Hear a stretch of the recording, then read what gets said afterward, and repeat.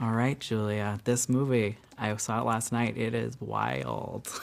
Just for you, how much fun was it to be in a movie like this where you do get to kind of be unhinged at moments? I mean, it was obviously really, really fun. I'd never done a role like this before.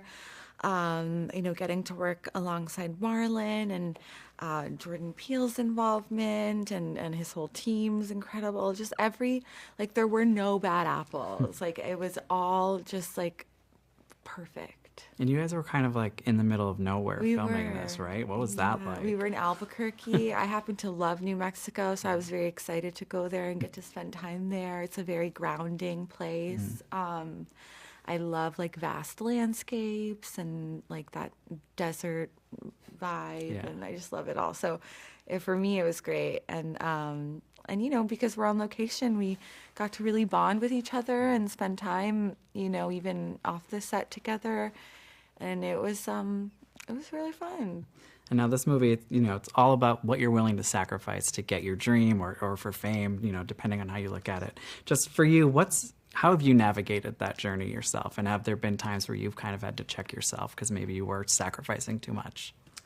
Definitely. I think when I first came into contact with the real fame, it was really fun. It was really Yeah. exciting. It was like, it's all just like new and fun. And then after a while, you kind of realize like, oh, wait, like I'm a person. I'm not up for consumption.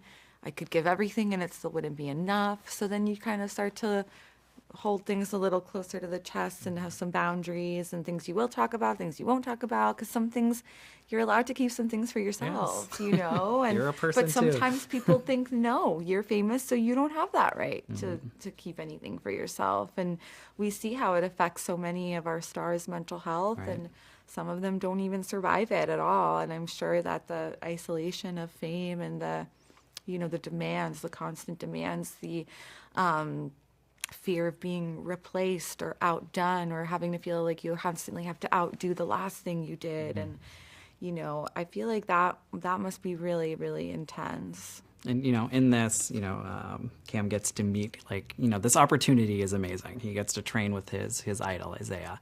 Just have there been moments maybe early in your career where something seemed like such a great opportunity and then it didn't really work out the way you had hoped it would?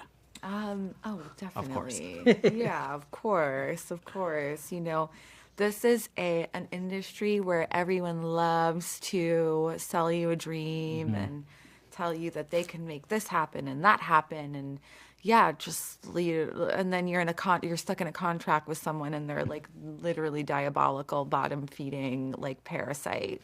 So yes, I've encountered that a lot, and I'm becoming much, just not as naive, like, Yeah. because I'm just a very honest, truthful person. I just assume that other people are stupidly.